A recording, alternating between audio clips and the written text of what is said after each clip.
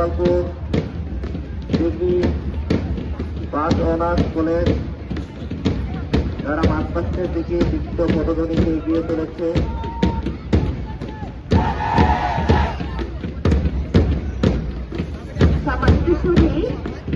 Gopalpur degree college অত্যন্ত সুন্দর এবং দর্শনীয় ভঙ্গিমায় অভিবাদন মঞ্চের দিকে এগিয়ে যাচ্ছে, সালাম প্রদর্শন করছে।